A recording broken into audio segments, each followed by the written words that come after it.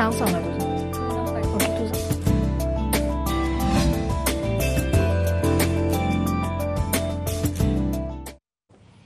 नमस्कार, मी शिल्पा गुजर. Ladies special या आमच्या खास कार्यक्रमात तुम्हा सगळ्यांचं स्वागत आहे. आपण दररोज वेगवेगळ्या विषयावरती बोलत असतो आणि आजचा जो आपला विषय आहे तो राजकारणाचा आहे आणि आपल्या बरोबर खूप साऱ्या मैत्रिणी आपल्या बरोबर आलेल्या आहेत गप्पा मारायला. आपला जो आजचा विषय आहे तो आहे महिला नेत्या पुरुषांपेक्षा जास्त प्रामाणिक. ऍक्च्युली प्रामाणिक असतातच बायका, त्याच्यामुळे महिला नेत्या बाय डिफॉल्ट प्रामाणिक असणारच आहेत. खरं तर हा विषय ज्या अनुषंगाने आपण घेतला आहे, कारण की आपण बघतो इंदिरा गांधी असतील, त्याच्यानंतर सुषमा स्वराज असतील, प्रतिभाताई पाटील असतील, सुमित्रा महाजन असतील, मीरा कुमार असतील, एक वेगळी छबी या सगळ्यांची आपल्या मनामध्ये आहे आणि खूप छान या सगळ्या जणी काम करतात आणि त्याच्याचमुळे बायकांकडे बघण्याचा एक दृष्टिकोन आहे ना तो प्रामाणिक आहे असा लोकांचा आहे. एक सर्वे सुद्धा या निमित्तानं आला होता की बायका म्हणजे ज्या महिला आहेत राजकारणामध्ये त्या सगळ्या खूप प्रामाणिक आहेत, म्हणजे पुरुषांपेक्षा जास्त प्रामाणिक आहेत असं म्हणतात. आपल्याबरोबर माधुरी सुतार आहेत, त्याचप्रमाणे पूनम पाटील आपल्याबरोबर असणार आहेत ज्या काँग्रेसच्या नगरसेविका आहेत. तेजल सूर्यवंशी या यीन सदस्य आपल्याबरोबर बेलापूर स्टुडिओमधनं असतील. माधुरी सुतार या राष्ट्रवादीच्या नगरसेविका आहेत. त्याचप्रमाणे दीपाली कुलकर्णी या भाजपच्या नगरसेविका नाशिकवरनं आपल्याशी बोलतील. तर नंदा कुलकर्णी या राष्ट्रवादीच्या नगरसेविका पुण्याशी आपल्यातनं बोलणार आहेत. या सगळ्या जणांशी आपल्याला गप्पा मारायच्यात. मला सगळ्यात आधी माधुरी सुतार यांच्याकडे जायचंय. माधुरीताई, हा एकूणच जो सर्व्हे आलेला आहे याच्याकडे तुम्ही नेमकं कसं बघता? मुळात प्रामाणिकपणा हा एक माझ्या मते एक गुणधर्म आहे आणि अप्रामाणिकपणा ही एका व्यक्तीची ती एक प्रवृत्ती असू शकते. त्यामुळे राजकारणामध्ये जर तुम्ही म्हणालात की एक क्षेत्र आहे आणि जर समजलं क्षेत्र आहे तर व्यक्तिशः आपण घेतलं तर प्रामाणिकपणा हा ज्याच्या ठायी असेल मग तो व्यक्ती असेल तर कुठल्याही क्षेत्रामध्ये मग तो जर अप्रामाणिक असेल तर तो त्याच्या अप्रामाणिकप्रमाणे वृत्तीप्रमाणेच हे वागेल. त्यामुळे मला असं वाटतं की राजकारण क्षेत्रच नव्हे तर अशी व्यक्ती ही सर्वच क्षेत्रामध्ये आपला प्रामाणिकपणा दाखवते. त्यामुळे मला असं वाटतं की केवळ फक्त महिलांना राजकीय क्षेत्रापुरती मर्यादित न ठेवता एक म्हणजे पुरुष असो किंवा महिला असो त्या सर्वच क्षेत्रामध्ये जर महिला ह्या म्हणजे अग्रेसर तर आहेतच, समानतेची भावना आपण जी म्हणतो आहे ती तर आहेच, परंतु केवळ एक व्यक्ती म्हणून आपण जर पाहिलं तर व्यक्तिशः तो अप्रामाणिकपणा हा एक ती हे असू शकते. परंतु माझ्या मते की लिंगभेद न करता स्त्री पुरुष माझ्या मते हे जे व्यक्ती आहे ती अप्रामाणिक आणि प्रामाणिक ही असू शकते, परंतु स्त्री आणि पुरुष ही मला वाटते त्याच्यामध्ये लिंगभेद करता नक्कीच कुणाला उच्च आणि कुणाला नीचे दाखवण्याचा प्रयत्न नाहीये. हा सर्व्हे आला होता आणि त्याच निमित्ताने आपण लेडीज स्पेशल मध्ये महिलांच्या अनुषंगाने वेगवेगळे विषय घेत असतो आणि म्हणूनच त्या अनुषंगाने हा सर्व्हे आला आणि म्हणून आम्ही हा विषय घ्यायचं ठरवलं. आपल्याबरोबर पूनम पाटील आहेत ज्या काँग्रेसच्या नगरसेविका आहेत. पूनमताई, तुम्ही सभागृहामध्ये असता, अनेकदा तुम्ही तिथे बोलता सुद्धा, अनेक विषयांना वाचा फोडता. तुमच्या आजूबाजूचे अनेक महिला, मला वाटतं महिला जास्त प्रमाणात तुमच्याकडे येत असतील, ज्या काही समस्या असतील त्या सांगायला. याच्या मागचं नेमकं कारण काय असू शकतं? म्हणजे पुरुष नगरसेवकाकडे जाण्यापेक्षा महिला नगरसेवकाकडे जाण्याचं एक प्रमाण जे असतं ते महिलांचं जास्त असतं. वेगवेगळ्या अडचणी असतात आणि महिला खूप इमोशनली त्याच्यामध्ये जाऊन त्याचा विचार करतात आणि पुरुष आहेत ते थोड्याफार प्रॅक्टिकल प्रमाणात जाऊन विचार करतात. म्हणून असं होत असेल का? तुमचा काय अनुभव आहे? महिला ऍक्च्युली खूप सेन्सिटिव्ह असते आणि खूप कम्फर्टेबल असते, तर महिलेशीच एकदम कम्फर्टेबली बोलता येतं. म्हणून सभागृहात काम करत असताना की जेव्हा आम्ही आमच्या विभागाचा नेतृत्व करत असतो तेव्हा करत असताना ज्या विभागातील महिला असतात त्यांना एक समोर एक जो नेतृत्व करते ती महिला आहे हे कम्फर्टेबल त्यांच्याशी बोलून त्यांच्या ज्या समस्या आहेत त्यांच्या समोर मांडण्यामध्ये खूप सोपं जातं. म्हणून अशा माझ्या प्रभागामध्ये महिला जास्त प्रमाणात आमच्यापर्यंत पोहोचू शकतात आणि मला येऊन त्यांच्या ज्या काही समस्या असतात त्या सांगून त्यांचा खरोखर आम्ही इमोशनली किंवा परफेक्ट त्यांचे जे प्रॉब्लेम्स आहेत त्या महिलाच एक समजू शकते की समोरच्या महिलेचा काय नक्की प्रॉब्लेम आहे आणि ते सॉल्व्ह करू शकतो. म्हणून त्या अपेक्षेने महिलेला खरोखर विभागाचा जेव्हा आपण नेतृत्व करत असताना प्राधान्य दिलं पाहिजे आणि महिला खरोखर महिलेला समजून त्यांच्या प्रॉब्लेम्सचा निराकार करू शकतात. नक्कीच. तेजल सूर्यवंशी सुद्धा आपल्या बरोबर आहे, जी ची सदस्य आहे. तेजल, तुझं आयकॉन कोण आहे ग राजकारणातलं? माझा आयकॉन इंदिरा गांधी मी बोलणार. आणि असं बघायला गेलं तर आपण फक्त इंदिरा गांधीच नाही तर सगळे पॉलिटिकल स्पेशली आता टॉपिकच्या हिशोबाने आपले लेडीज जे आहेत त्यांच्यासाठी मी एवढं बोलते की जसे आपले पूनमताई बोलले आपल्याला की लेडीजला समजू शकते. तर म्हणजे एक असतं की जर मेल कोणीतरी आहे तर ते पूर्ण ऍस्पेक्ट्सने बघणार. म्हणजे कोणी काही कंप्लेंट घेऊन आलं तर ते बाकी सगळे प्रॅक्टिकल विचार करून बाकी सगळ्या ऍस्पेक्टने विचार करणार आणि मग त्यांना सांगणार की हे होऊ शकतं का किंवा हे या प्रमाणाने होऊ शकतं. पण जर आपण एका महिला नेत्याकडे गेलो तर तिथे असं एक येतं की महिला जे आपल्याकडे प्रॉब्लेम घेऊन आले त्यांच्या दृष्टिकोनाने विचार करतात आणि त्यामुळे त्याच रिझनमुळे मला तरी असं वाटतं की त्यांचे प्रॉब्लेम जास्त सॉल्व्ह होतात. आणि दुसरी गोष्ट म्हणजे प्रामाणिकता आपण जर बोललो तर याच कारणामुळे की आपण मनामध्ये दुसरा विचार न आणता समोरच्याची प्रॉब्लेम सॉल्व्ह करायचा विचार करतो. म्हणूनच मला वाटतं की महिलांना हे जास्त खूप प्रामाणिकतेचं आणि म्हणून त्यांना प्रामाणिकतेचा टॅग लावलाय असा सर्वे आलाय असं तुला म्हणायचंय. ओके, माझ्याबरोबर दीपाली कुलकर्णी सुद्धा आहेत ज्या भाजपच्या नगरसेविका आहेत. दीपाली ताई, आपण आजचा जो विषय घेतलाय तो म्हणजे महिला नेत्या या पुरुष नेत्यांपेक्षा जास्त प्रामाणिक. खरं तर असा सर्वे आलेला आहे. याच्या मागे कुठचीही आम्हाला तफावत किंवा कोणाला अप्पर लेवल दाखवायचंय कोणाला नीच दाखवायचं असा कोणताही प्रकार नाही याच्यामध्ये. पण हा सर्वे आलेला आहे याच्याबद्दल तुम्हाला नेमकं काय सांगायचंय? म्हणजे मुळात प्रामाणिक हा शब्द वापरण्यापेक्षा एक स्त्री किंवा महिला ही सिन्सिअर असते असं मला म्हणायचंय. प्रामाणिकता यात काही वादच नाही, महिला प्रामाणिकच असतात. आता मी महापालिकेत नगरसेविका आहे आणि त्याच्यामुळे माझ्याकडे ज्या महिला काही कंप्लेंट घेऊन येतात तर मुळामध्ये महापालिकेत नगरसेविका म्हणून काम करत असताना 100% प्रॉब्लेम्स हे सगळे महिलांचेच असतात आणि ते सॉल्व्ह करताना त्यांना महिलेशी जास्त कम्युनिकेट करायला जास्त चांगलं वाटतं. आणि रादर आपण पुरुष नगरसेवक घेतला तर पुरुष नगरसेवक मला असं वाटतं की थोडे इनसिन्सिअर असतात असं मी म्हणू शकेन. पण हे अगदी 100% नसेल, काही पुरुष पण सिन्सिअर असतात पण महिला त्यांच्यापेक्षा जास्त सिन्सिअरली महापालिकेत चांगलं काम करून दाखवू शकतात. एक नेता म्हटल्यावर तिच्या पाठीशी भरपूर महिला असतात आणि मग महिलांना त्या महिलेशी चांगलं कम्युनिकेट करता येतं.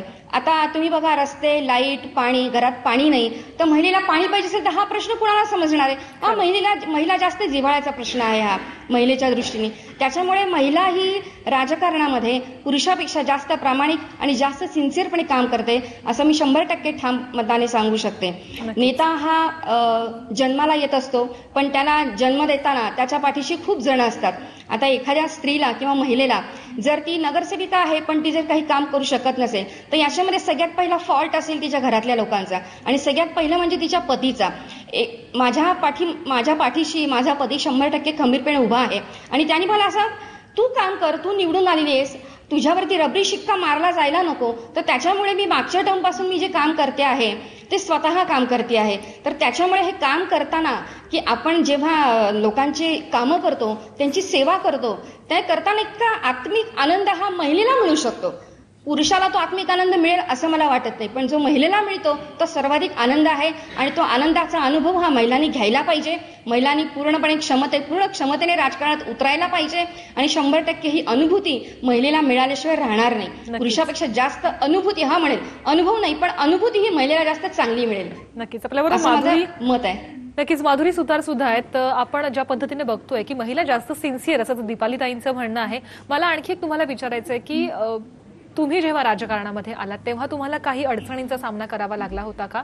आणि या अडचणींचा सामना करावा लागत असल्यामुळे कुठेतरी ती एक सिन्सिअरिटी, ती एक काम करण्याची जी जिद्द लागते ना, ती त्याच्यामुळे जास्त प्रमाणात आली का अडचणींचा सामना करावा लागत असल्यामुळे?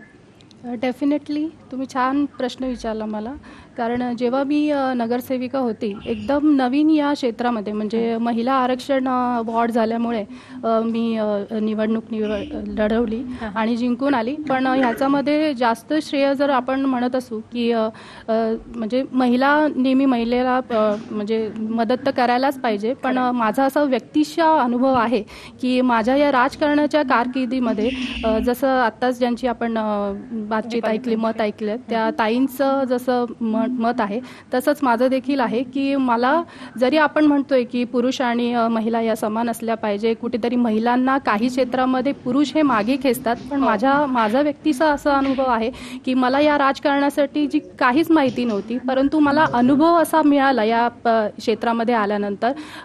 माझे सासरे, माझे मिस्टर, तसेच आमचे जे पक्षीय नेते आहेत आदरणीय गणेश नाईक साहेब असतील, त्यांनी नेहमीच आम्हाला असं सहकार्य आणि मार्गदर्शन केलं. म्हणजे इतर ज्या या क्षेत्रामध्ये महिला नाही आहेत त्यांना असं वाटत असेल की कुठेतरी हे राजकारण हे क्षेत्र हे चांगलं नाहीये, महिलांच्या दृष्टिकोनातून हे चांगलं नाहीये, अशी ज्यांची भावना असेल, तर माझं व्यक्तिशः असा अनुभव आहे की खूप चांगलं क्षेत्र आहे.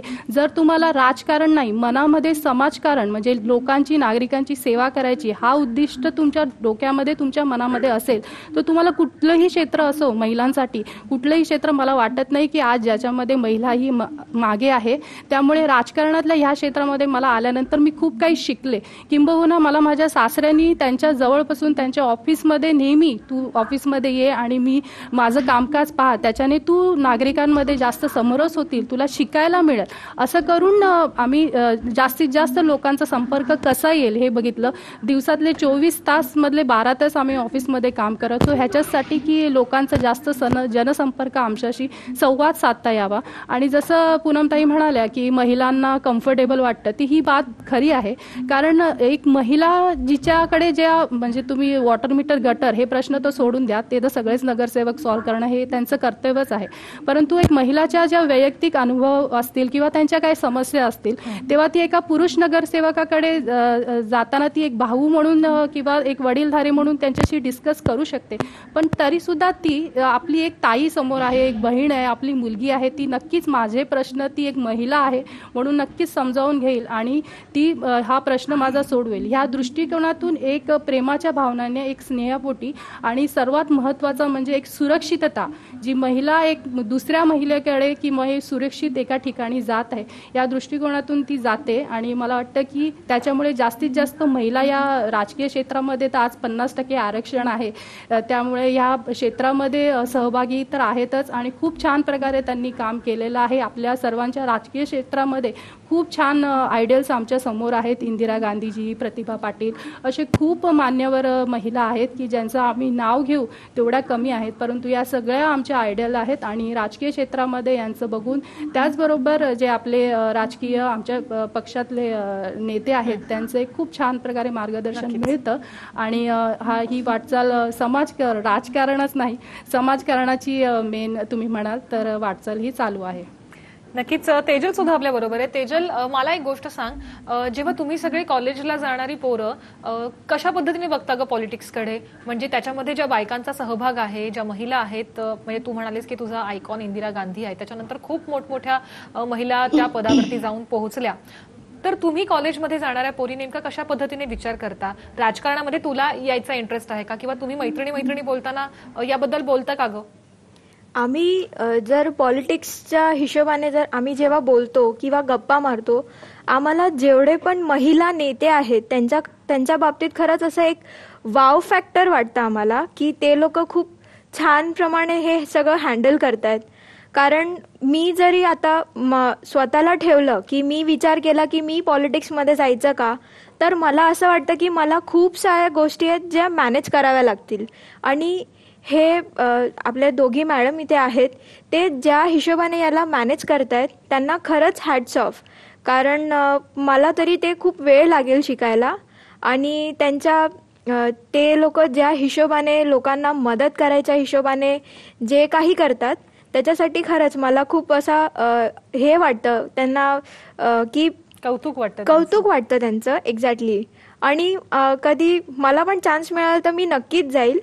आणि मला जेवढं म्हणजे माझ्याप्रमाणे मी जेवढं हेल्प करू शकणार आपल्या नागरिकांना, तेवढी मी हेल्प करायचे प्रयत्न करणार. नक्कीच तू राजकारणात यावंस आणि तुझी एंट्री झाल्याच्या नंतर तू आमच्या स्टुडिओमध्ये पुन्हा एकदा आमच्याशी गप्पा मारायला नक्की ये. आणि आठवण ठेव की आपण तेव्हा असं काहीतरी म्हटलं होतं. पूनमताई, मला तुझ्याकडे पुन्हा यायचंय. ज्या पद्धतीने आपण सगळ्या महिला म्हणतोय की महिला प्रामाणिकपणे, सिन्सिअरली काम करतात, अगदी मैत्रिणी, म्हणजे आपण जसं म्हणतो ना की एखाद्या मित्राला आपण एखादी बाब नाही सांगू शकत, ती आपण एखाद्या मैत्रिणीला खूप इझिली सांगू शकतो. आणि याचीही विश्वास असतो की ही गोष्ट अजून दुसरीकडे कुठेही पोहोचणार नाही. म्हणजे आपण म्हणतो ना, एखादी गोष्ट खासगीत सांगायची असेल किंवा ती फक्त एखाद्या बाईलाच सांगू शकतो आणि त्यामुळेच कुठेतरी महिला जास्त पॉप्युलर होतात राजकारणामध्ये आणि त्यांच्याकडे जेव्हा बघितलं जातं की त्या प्रामाणिक आहेत असं म्हटलं जातं. याच्याबद्दल काय वाटतं तुला? मी मगाशीच म्हणाले की खरोखर महिला जे सेन्सिटिव्ह असते आणि ती कोणताही काम करत असताना स्वतःला समोर ठेवून करते, की जी काही समस्या तिच्या पुढे येते ती खरोखर ती अनुभवते की जर मी त्या जागेवर असती तर मी काय केलं असतं किंवा मी समोरच्या व्यक्तीला कसं ऍडवाइस दिली पाहिजे किंवा त्याच्यावर कसं काम करायला पाहिजे. म्हणून एक ही प्रामाणिकता तिच्यामध्ये असते आणि खरोखर घरातून निघताना महिला कोणत्याही क्षेत्रात असू दे, तिचं जे काम करण्याचं तिने जर ठरवलं की खरोखर आज मला हे काम करायचं ते नक्की करते आणि ती प्रामाणिकता ती घरातूनच घेऊन निघत असते.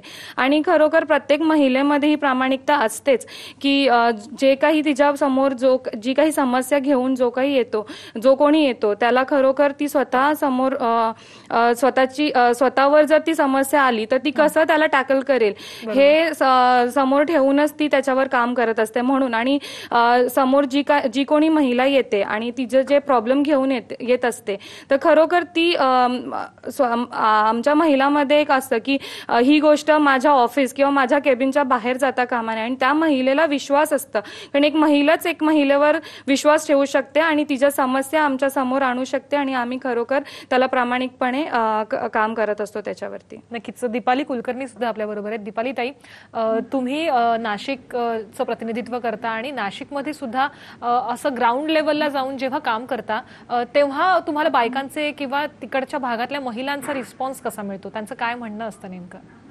अगदी छान रिस्पॉन्स मिळतो महिलांचा, अगदी छान रिस्पॉन्स मिळतो मला महिलांचा. हॅलो, बोला ताई, तुमचा आवाज पोहोचतोय आमच्यापर्यंत. ओके. मला आता एक महिला नगरसेविका आहे म्हणून महिलांचा अगदी चांगला रिस्पॉन्स मिळतो आहे. याउलट मी तुम्हाला जाऊन सांगेल की आपण ज्या महापालिकेत ज्या समस्या सोडवतो त्याच्या व्यतिरिक्त त्यांच्या घरगुती समस्या सुद्धा त्या महिला माझ्यासमोर मांडतात. म्हणजे त्यांच्या घरात मुलीला कोणी त्रास देत असेल, काही असेल तर त्याही समस्या आम्ही मागच्या टर्ममध्ये सोडवल्या. हेच काय तर त्यांच्या घरातला मुलगा पळून गेला का तर त्यांना एका अशा XYZ नावाच्या मुलीशी लग्न करायचं होतं पण तो निघून गेला. शेवटी मी त्याला फोन केला तेव्हा तो घरी आला आणि त्यांचं लग्न अक्षरशः मी जमवून दिला तर जमा आहे आणि मग आता त्यांचा इतका सुखी संसार चालू आहे. म्हणजे अशा प्रकारच्या खूप समस्या म्हणजे नागरिक आमच्याकडे मांडत असतात, महिला मांडत असतात आणि त्यांना खूप आमच्याबद्दल विश्वास वाटतो. त्या विश्वासाला आम्ही पात्र आहोत हे बघूनच आम्हाला खूप धन्य वाटतं आणि अशा प्रकारे आम्ही त्यांना मदत करू शकतो ही तर म्हणजे केवळ मला असं वाटतं की परमेश्वराची कृपा असेल की आम्हाला हे काम करायला मिळालेलं आहे. आणि त्यात परत आपण पाहतोच आहे भारतीय जनता पक्षाच्या विजयाताई राटकर असतील, आपल्या चंद्रिकाताई चव्हाण असतील सोलापूरच्या, त्या माझ्या आयडियल आहेत. आमच्या देवानीताई फरांदे आहेत, आमदार आहेत, त्या सीमाताई हिरे आहेत. अतिशय सक्षमपणे त्या काम करत आहेत आणि यांच्या सगळ्यांमुळेच कुठेतरी असं वाटतं की आपण खरंच छान मस्त काम करू शकतो आणि ते करत आलेलो आहोत हे जास्त आनंददायी आहे. हा अनुभवच खूप आनंददायी आहे. नक्कीच. माधुरी सुतार, तुमच्याकडे येते मी. आपल्याकडे वेळ थोडासाच उरलेला आहे आणि त्याचमुळे मला तुम्हाला एक विचारायचं आहे ते असं की जेव्हा तुम्ही सगळ्या लोकप्रतिनिधी भेटता म्हणजे महिला लोकप्रतिनिधी तेव्हा नेमकं कोणत्या विषयावरती तुमच्यामध्ये चर्चा होते?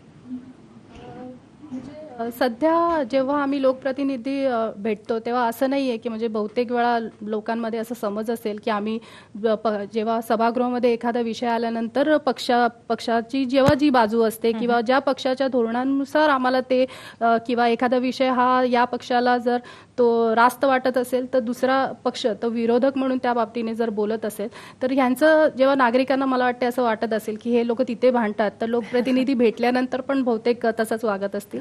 तर तो एक पक्षीय किंवा तो एखाद्या संबंधित त्या विषयाशी तो संबंध झाला, तो दृष्टी झाली त्याची. परंतु लोकप्रतिनिधी भेटल्यानंतर बहुतांश आम्हाला म्हणजे महिलांचं जर एक पाहिलं तुम्ही की तो एक गुणधर्मच आहे की ती म्हणजे एक भावनिक दृष्ट्या ती आणि एक प्रेमळ सहनशक्ती तर असतेच महिलांमध्ये पण एक प्रेमळतेचा पण भाव आणि एक महिला नगरसेविका म्हणजे एका पक्षाची दुसऱ्या पक्षाला भेटत असताना किंवा एक लोकप्रतिनिधी दुसऱ्या लोकप्रतिनिधी महिलांना भेटत असले तरी सुद्धा एक आपुलकीच्या भावनेने भेटते. का ती जर वयाने वयस्कर असेल तर एक मोठी बहीण म्हणून किंवा वयाने छोटी वाटली तर ती आपली छोटी बहीण म्हणून अशाच पद्धतीने किंवा असंच एक मैत्रीचं नातं निर्माण करत असते. त्यामुळे मला वाटतं लोकप्रतिनिधी भेटल्यानंतर जर त्या विरुद्ध पक्षाच्या असतील, वेगवेगळ्या पक्षाच्या असतील, तरी सुद्धा ते एक आत्मीयाच्या भावनेनेच भेटतात आणि सर्वच प्रकारचे विषयांनी चर्चा करतात. आणि जर माझा अनुभव घेतलात तर सध्या म्हणजे माझं असं असतं की ज्यावेळी जो टॉपिक चाललेला असतं तर आमचं त्या टॉपिकवरच डिस्कशन झालं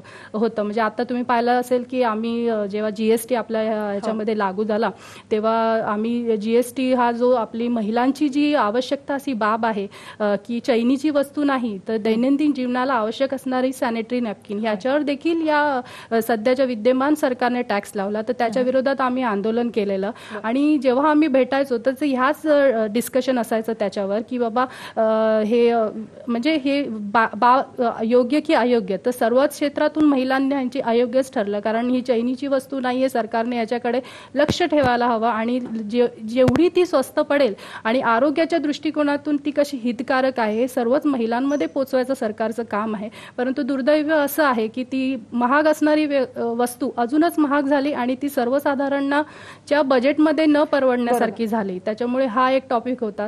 तसेच आता सध्या जो कोपर्डीला 1 वर्ष झाला त्या वर्षभरात देखील त्या मुलीला न्याय मिळाला नाही.